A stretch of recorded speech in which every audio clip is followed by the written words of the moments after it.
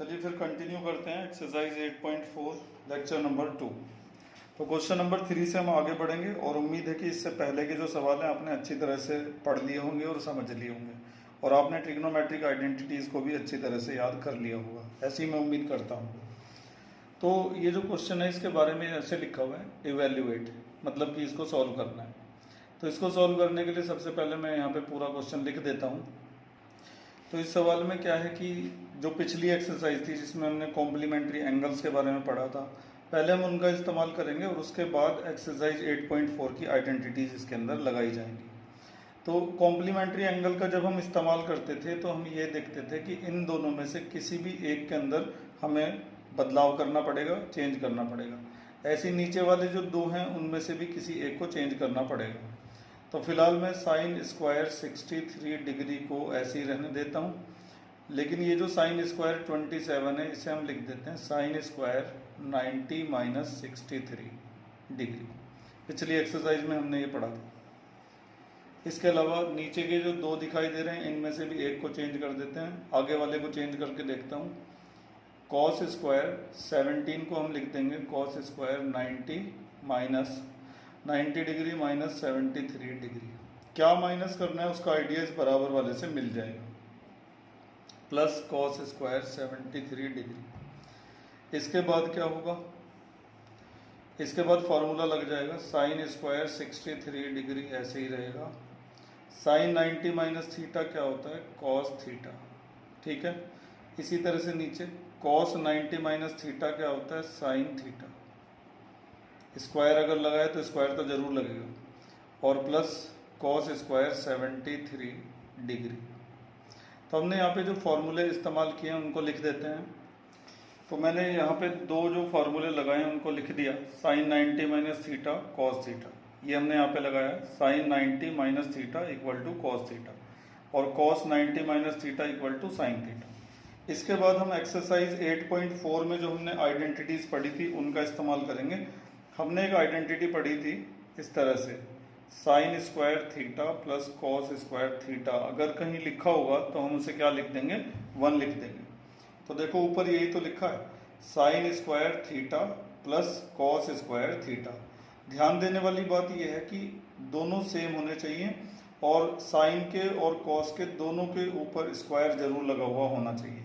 कुछ बच्चे ऐसा करते हैं कि जैसे मान लो कहीं पे लिखा है sine theta plus cos theta, तो वो उसकी जगह भी 1 लिख देते हैं, जो कि गलत है।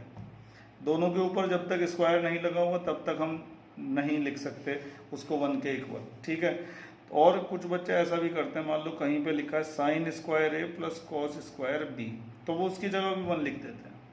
देखो अगर ये वाला ए है तो वो उसको भी ए ही होना पड़ेगा, मतलब ये दोनों सेम होने चाहिए, साथ ही साथ यहाँ पर स्क्वायर भी होना ज़रूरी है। तो ये भी क्या है, गलत है। तो आप आइडेंटिटी लगाते समय इस बात का ध्यान रखेंगे कि साइन और कॉस दोनों के ऊपर स्क्वायर होना जरूरी है और एंगल दोनों का सेम होना जरूरी है। ठीक है, तो हमारे जो सवाल हैं देखो दोनों के ऊपर स्क्वायर भी है और दोनों का एंगल भी क्या है, सेम। ऊपर भी इसी तरह से और नीचे भी इसी तरह से, तो दोनों जगह हमारी आइडेंटिटी लग जाएगी। Sign square theta plus cos square theta, sign square theta plus cos square theta, और 1 से 1 कैंसिल होकर क्या आ जाएगा, 1। तो सिंपल क्वेश्चन था, एक बार फिर से समझ लेते हैं पूरे सवाल को। हमने क्या किया, सबसे पहले ऊपर इन दोनों में से किसी एक में कॉम्प्लीमेंट्री एंगल का फॉर्मूला लगा दिया। हमने इसको बदल दिया, साइन स्क्वायर 27 का हमने लिखा साइन स्क्वायर 90 माइनस 63। अब 90 में से 63 माइनस करना है, इसका आइडिया बराबर वाले से मिल जाता है, पिछली एक्सरसाइज में हमने देखा था। इसी तरह से ये जो दो हैं नीचे वाले, इन दोनों में से भी हमने इसको चेंज कर दिया। मर्जी है आप चाहे इसको बदलें चाहे किसी और को बदलें। तो इनको बदलने के बाद फिर यहाँ पे फॉर्मूले हमने अप्लाई किए। फिर sign square theta plus cos square theta की जगह 1 आ गया, ऐसा ही नीचे भी आ गया, फिर 1 से 1 कैंसिल होकर 1 आ गया। तो इस तरह से हमने इस सवाल को इवेल्युएट कर दिया। क्वेश्चन नंबर 3 2010 में CBSE में आया था और उम्मीद है आगे भी आ सकता है। अब इस सवाल को भी उतने ही ध्यान से देखिएगा जितने ध्यान से आपने पिछला सवाल देखा था। तो सबसे पहले ये जो दो आपको दिखाई दे रहे हैं, इन दो में से किसी एक को हम बदल देंगे 90 माइनस थीटा वाला तरीका लगाकर। तो साइन 25 डिग्री को हम ऐसे ही रखेंगे और इसको बदल देते हैं। इसको हम लिख देते हैं कॉस 90 डिग्री माइनस 25 डिग्री। 90 में से 25 माइनस करके 65 आएगा। अब 90 में से कितना माइनस करना है इसका आइडिया यहाँ से मिल जाएगा। इसी तरह से हम इन दोनों में से मान लो कि इसको हम ऐसे रहने देते हैं cos 25 को, और इसको बदल देते हैं, इसको हम लिख देते हैं sin 90 डिग्री माइनस 25 डिग्री। ठीक है, अब यहाँ पर कॉम्प्लीमेंट्री एंगल्स के जो फॉर्मूले हैं वो अप्लाई हो सकते हैं। sin 25 डिग्री ऐसे ही रहेगा, cos 90 माइनस थीटा क्या होता है, sin थीटा होता है। ठीक है, आपने पढ़ रखा है cos 90 माइनस थीटा को हम sin थीटा लिख सकते हैं। इसी तरह से cos 25 ऐसे ही रहेगा, sin 90 माइनस थीटा को हम क्या लिख सकते हैं, cos थीटा। साइड में यहाँ पे फॉर्मूले लिख देना। तो अभी जो फॉर्मूले हमने यहाँ पे लगाए हैं ये पिछली एक्सरसाइज के लगाए हैं 8.3 के कॉम्प्लीमेंट्री एंगल्स वाले। अब देखो आगे क्या होगा, ये दोनों सेम है तो इनको हम लिख सकते हैं sin स्क्वायर 25 डिग्री। ये दोनों भी सेम है तो इनको हम लिख सकते हैं cos स्क्वायर 25 डिग्री। इसके बाद sin square theta plus cos square theta की जगह पर क्या आ जाएगा, 1। अभी हमने जो आइडेंटिटी यहाँ पे लगाई है वो ये वाली आइडेंटिटी है, sin square theta plus cos square theta equal to 1। तो अभी हमने जो क्वेश्चन नंबर 3 के दो पार्ट किए हैं, दोनों में हमने देखा कि पहले तो लग रहे हैं कॉम्प्लीमेंट्री एंगल वाले फॉर्मूले और उसके बाद लग रही हैं एक्सरसाइज 8.4 की आइडेंटिटीज। मतलब कि दो फॉर्मूले लगाकर ये सवाल पूरे हो रहे हैं। जैसे जैसे हम आगे बढ़ते जाएंगे हर सवाल में लगने वाले फॉर्मूलों की संख्या भी बढ़ती चली जाएगी, इसलिए बड़े ध्यान से पूरे फोकस से देखते रहिए और ज़्यादा से ज़्यादा प्रैक्टिस करिए, ज़्यादा से ज़्यादा फॉर्मूले याद करिए। ठीक है, आगे बढ़ते हैं। क्वेश्चन नंबर 4 आपके सामने है, लिखा हुआ है चूज द करेक्ट ऑप्शन। तो ये जो 4 ऑप्शन है ना, इनमें से करेक्ट ऑप्शन को चूज करना है और ये हमारा सवाल है 9 sec स्क्वायर ए माइनस 9 tan स्क्वायर ए इनमें से किसके इक्वल होगा। तो पहले मैं सवाल लिख देता हूँ जरा, 9 sec square A minus 9 tan square A. तो इस सवाल को देखने पर सबसे पहली चीज़ जो समझ में आ रही है वो ये है कि 9 को कॉमन निकाला जा सकता है, तो निकाल लेते हैं कॉमन। कुछ बच्चे ऐसे भी होते हैं जो सोचते हैं कि a को कॉमन निकालना है, तो a जो है ना sec के साथ जुड़ा हुआ है यहाँ पे और यहाँ पे a tan के साथ जुड़ा हुआ है। a के बिना tan की कोई वैल्यू नहीं है और tan के बिना a की कोई वैल्यू नहीं है, तो ये तो आपस में जुड़े रहते हैं, आप इनको अलग नहीं कर सकते। 9 को जरूर हम कॉमन निकाल सकते हैं, तो 9 को कॉमन निकालने के बाद अंदर बचेगा sec स्क्वायर है माइनस tan स्क्वायर है। इसके बाद ये सवाल केवल वही बच्चा कर सकता है जिसे ट्रिग्नोमेट्रिक आइडेंटिटीज अच्छी तरह से याद होगी। याद नहीं होनी चाहिए, अच्छे से याद होनी चाहिए, लिख लिख के देखी होनी चाहिए। तो अब इसके बाद क्या हुआ है देखो, sec स्क्वायर ए माइनस tan स्क्वायर ए की जगह हम लिख सकते हैं 1। मैं दिखा देता हूँ तुम्हें कहाँ से लिख दिया ये देखिए जरा, ये ट्रिग्नोमेट्रिक आइडेंटिटीज थी जो आपको पिछले लेक्चर में बताई गई थी।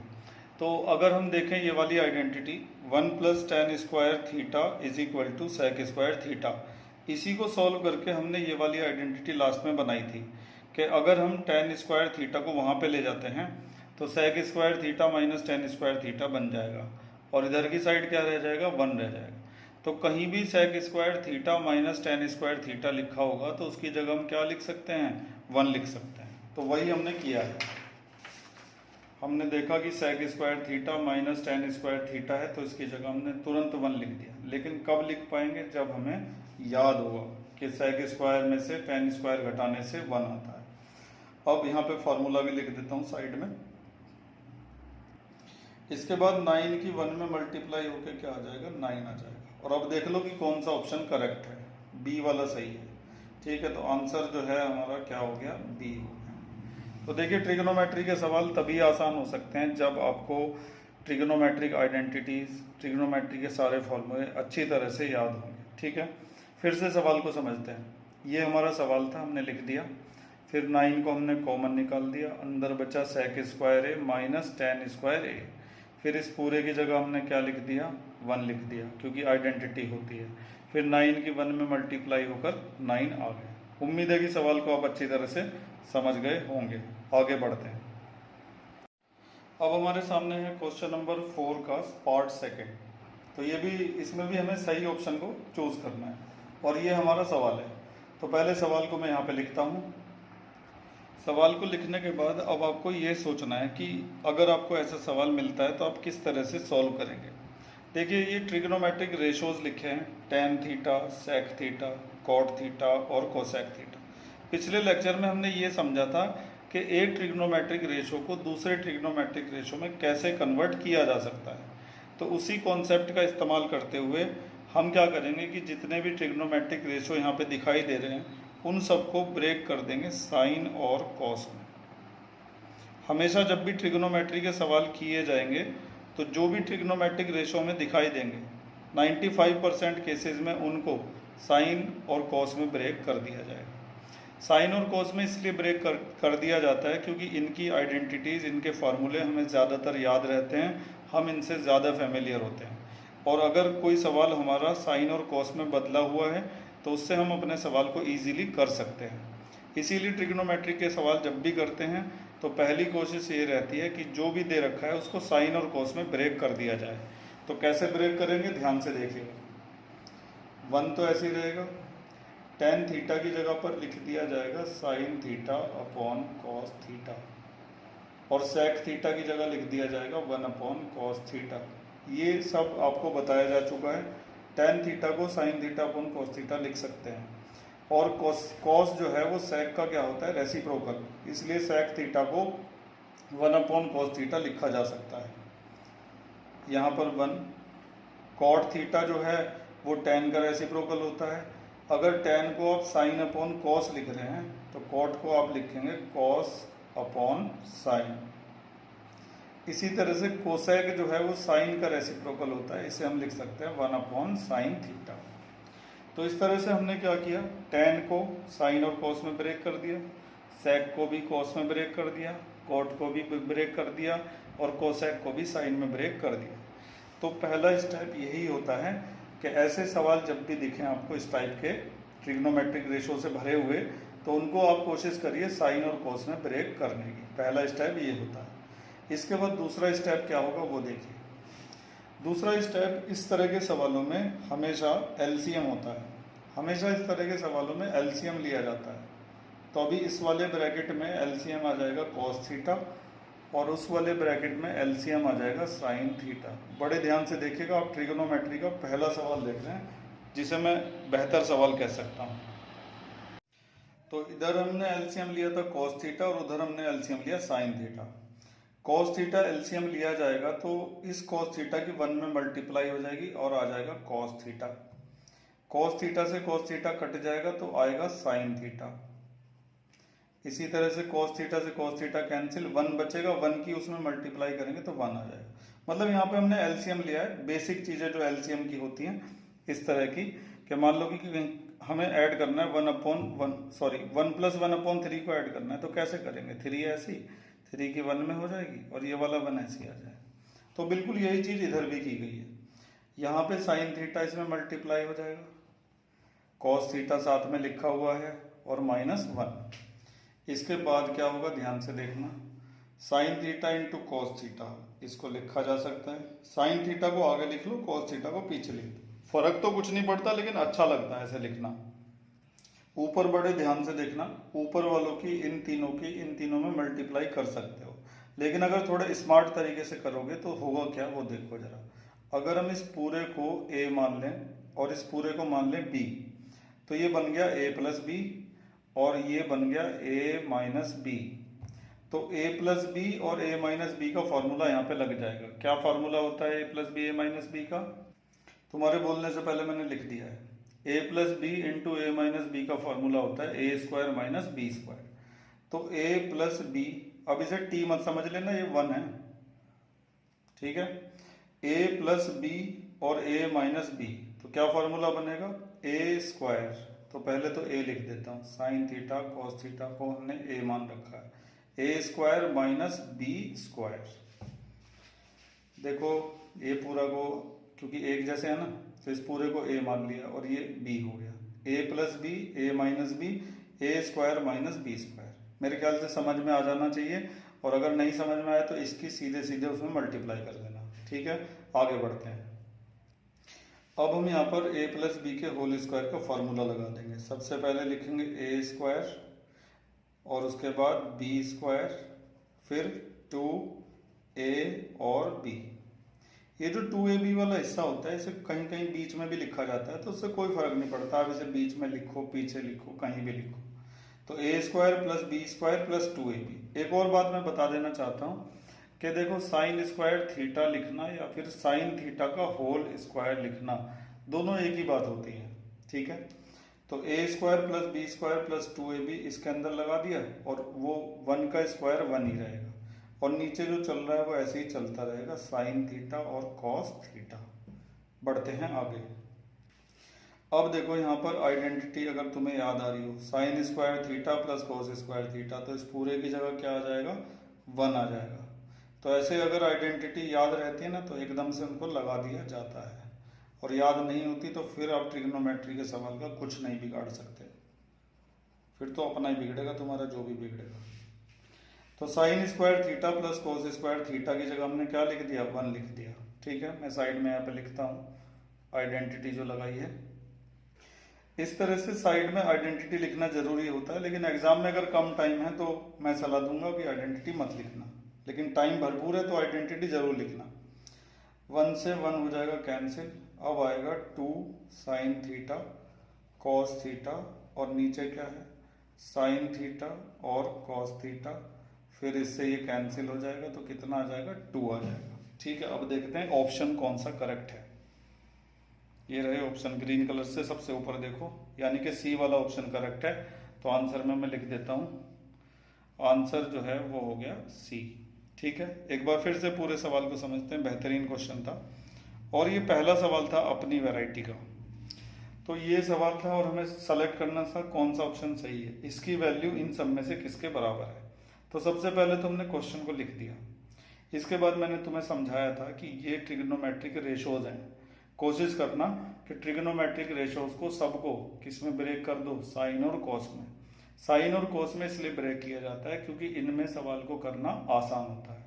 तो हमने tan को लिख दिया साइन अपॉन कॉस, sec को 1 अपॉन कॉस लिख दिया, 1 ऐसे ही, cot को ऐसे लिख दिया, cosec को ऐसे लिख दिया, सबको बदल दिया साइन और कॉस में। उसके बाद अगला स्टेप हुआ एलसीएम। हमने इधर एलसीएम कॉस थीटा लिया और उधर एलसीएम लिया साइन थीटा। एलसीएम लेने के बाद ऊपर ये आया, इधर ये आया, फिर हमने देखा a प्लस बी और a माइनस बी बन रहा है, तो हमने लिख दिया a square minus b square, फिर इसमें लगा दिया a प्लस बी का होल स्क्वायर, इसमें a प्लस बी का होल स्क्वायर लगाया, a square plus b square plus 2ab। फिर यहाँ पे बन गई identity, sine square theta plus cos square theta की जगह हमने लिख दिया 1, फिर 1 से 1 हो गया कैंसिल, जो बचा वो यहाँ लिख दिया, फिर इससे ये कट गया, आंसर कितना आ गया 2, और ऑप्शन सी हो गया करेक्ट। तो ये आपने अपनी तरह का पहला सवाल देखा। ऐसे ऐसे कम से कम 50 सवालों की जब तक प्रैक्टिस नहीं होगी तब तक ट्रिगोनोमेट्री अच्छी तरह से नहीं आएगी। और इन सवालों को सीखने से पहला जो काम वो है ट्रिगोनोमेट्रिक आइडेंटिटीज को अच्छी तरह से याद करना। ज्यादा नहीं है, सिर्फ 15 फार्मूले हैं, एक बार फिर से उनकी शक्ल देख लो। ये है उनकी शक्ल, ठीक है, 5 और 5 10 और 5 15, ये 15 फार्मूले पक्के याद कर लेना। बाकी ये छोटे मोटे तो तुम्हें याद ही होंगे पहले से ही, और तुम में से कुछ इतने अच्छे बच्चे भी होंगे जिन्होंने ये सब याद कर रखा होगा पहले से ही, तो वो काफ़ी मजबूत हैं, वो ये मान के चले, ठीक है। और जो मजबूत नहीं है वो मजबूत बन जाओ। तो इस तरह से हमारा क्वेश्चन नंबर 4 कंप्लीट हुआ। बढ़ते हैं आगे, सॉरी क्वेश्चन 4 का पार्ट 2 कंप्लीट हुआ। बढ़ते हैं आगे, क्वेश्चन 4 का थर्ड पार्ट, ये भी इसी तरह का है जैसा हमने सेकंड पार्ट अभी अभी करके आए हैं। तो पहले मैं क्वेश्चन को यहाँ पे लिख देता हूँ। क्वेश्चन को यहाँ पे लिखने के बाद अब मैं तुम्हें दोबारा से वही बात याद दिलाता हूँ जो मैंने कही थी पिछले सवाल में, कि जो ट्रिग्नोमेट्रिक रेशोज हमें दिखते हैं इस तरह से, उनको हम हमेशा ब्रेक करेंगे किसमें, साइन और कॉस में। तो ये जो sec a है, इसको ये रेसिप्रोकल होता है कॉस का, तो इसे हम लिख सकते हैं 1 अपॉन कॉस a, और tan a को हम क्या लिख सकते हैं, sine a upon cos a। इसी तरह के बदलाव हमने पिछले सवाल में भी किए थे, और 1 माइनस साइन a जो है वो इसी तरह से रहेगा, ठीक है। तो ये जो आपने फॉर्मूले लगाए इनको आप चाहें तो साइड में यहाँ पे लिख सकते हैं। ऐसा करने के बाद इनको बदलने के बाद ज़्यादातर सवालों में अगला स्टेप जो होता है वो होता है एलसीएम। कॉस ए एलसीएम ले लिया। अब नीचे एलसीएम अगर सेम है तो ऊपर की चीज़ें भी एज इट इज़ आ जाती हैं, 1 प्लस साइन ए इसी तरह से आ जाएगा, ठीक है। उसके बाद मल्टीप्लाई में क्या लिखा है, 1 माइनस साइन ए। अब इन ऊपर वाले को फिर से देखो, a प्लस बी और a माइनस बी बन रहा है ना फॉर्मूला। तो यहाँ पे लिख देता हूँ पहले फॉर्मूले को। मैं बड़ी जल्दी फॉर्मूला लिख देता हूँ, इतनी जल्दी तुम नहीं लिख सकते। तो a प्लस बी और a minus b, a plus b a minus b का फॉर्मूला होता है a square minus b square. तो a plus b a minus b, a का स्क्वायर माइनस b का स्क्वायर। तो ये ट्रिग्नोमेट्रिक रेशोज होते हैं, इनके स्क्वायर यहाँ पे लगाए जाते हैं। अगर पूरे पे भी लगा दोगे तो उससे कोई प्रॉब्लम नहीं है, लेकिन स्टैंडर्ड वे यही होती है। नीचे क्या चल रहा है, कॉस ए। इसके बाद हम जानते हैं कि 1 के स्क्वायर को 1 लिखा जा सकता है, वो रहेगा ऐसे ही, ठीक है। उसके नीचे उसके क्या है, कॉस ए। अब याद कर लो आइडेंटिटी कि 1 माइनस साइन स्क्वायर ए की जगह क्या लिखा जा सकता है। याद नहीं आ रही तो मैं याद दिला देता हूँ। ये जरा नजर डालो फर्स्ट आइडेंटिटी पर, sine square theta plus cos square theta equal to 1 होता है, और नीचे इसकी अलग अलग फॉर्म भी लिखी हुई है। तो ये देखो यहाँ पे 1 माइनस साइन स्क्वायर थीटा, उसकी जगह क्या लिखा जा सकता है, कॉस स्क्वायर थीटा। तो इनका याद होना बहुत ज़्यादा ज़रूरी है। तो 1 माइनस साइन स्क्वायर थीटा की जगह हम क्या लिख देंगे, कॉस स्क्वायर थीटा। तो ये जो 1 माइनस साइन स्क्वायर थीटा है, इसकी जगह हम क्या लिख देंगे, कॉस स्क्वायर थीटा। मैं बोल रहा था थीटा और थीटा ही लिख दिया, जबकि यहाँ पे एंगल जो है ना वो ए है, ठीक है। और नीचे क्या चल रहा है, कॉस ए। अब क्या है ना कि नीचे एक कॉस ए है, ऊपर 2 हैं क्योंकि स्क्वायर लगा हुआ है। तो एक कॉस ए से एक कट जाएगा, 2 थे ना, एक कट गया और एक रह गया। जो आइडेंटिटी लगाई है उसे लिख देते हैं साइड में। ये साइड में हमने आइडेंटिटी लिख दी, 1 minus sine square A is equal to cos square A. तो हमारा आंसर कॉस ए आ गया। इन चारों में से आखिरी वाला सही है। आंसर भी लिख देता हूँ, आंसर जो है वो है डी। एक बार फिर से पूरे सवाल को समझते हैं। हमें ये पता लगाना था कि ये जो है ना, ये इन चारों में से किसके इक्वल है। तो हमने सबसे पहले उसी चीज का इस्तेमाल किया, इनको साइन और कॉस में ब्रेक कर दिया। ये तो पहले से ही साइन में था, इसलिए ब्रेक करने की जरूरत नहीं है। जब भी हम साइन कॉस में ब्रेक करते हैं तो अगला स्टेप एलसीएम ही होता है। तो हमने इन दोनों का एलसीएम ले लिया। क्योंकि एलसीएम सेम था तो ऊपर की चीजें भी एज इट इज आ गई। फिर ए प्लस बी और ए माइनस बी लग गया, ए स्क्वायर माइनस बी स्क्वायर। 1 का स्क्वायर 1 होता है, साइन स्क्वायर ऐसे।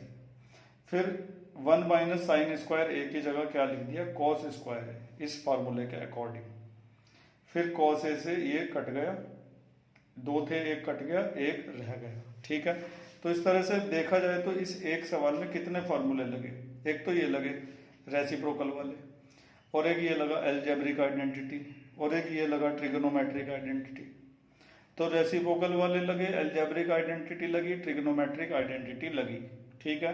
तो मैथमेटिक्स में फार्मूले जो हैं वो हथियार की तरह से होते हैं, और बिना इन हथियारों के आप लड़ाई नहीं लड़ सकते। तो पहले अपने हथियार तैयार करें और उसके बाद ही लड़ाई लड़ना शुरू करें, ठीक है। बढ़ते हैं आगे, 4th क्वेश्चन का आखिरी पार्ट करते हैं। क्वेश्चन 4 का 4th पार्ट हमारे सामने लिखा हुआ है। बड़े ध्यान से इस सवाल को भी समझने की कोशिश करिएगा। तो ये भी वैसा ही सवाल है कि ये पूरा इन चारों में से किसके इक्वल है। तो पहले सवाल लिख देते हैं। तो अगर मैं अब तुमसे पूछूंगा कि सबसे पहला स्टेप क्या है, तो तुम में से ज़्यादातर 90% यही बताएंगे कि साइन और कोस में ब्रेक कर दो, क्योंकि यही तो तुम्हें सिखाया था मैंने कि जब भी ट्रिग्नोमेट्री का ऐसा सवाल दिखाई दे जिसमें ट्रिग्नोमेट्रिक रेशोज हों तो उसको साइन और कोस में ब्रेक कर दो। तो तुमने गलत नहीं सोचा, तुमने बिल्कुल सही सोचा है। लेकिन अगर तुम्हें दिखे कि सीधे सीधे यहाँ पे आइडेंटिटी बन रही है तो तुम्हें साइन और कोस में ब्रेक करने की कोई जरूरत नहीं है।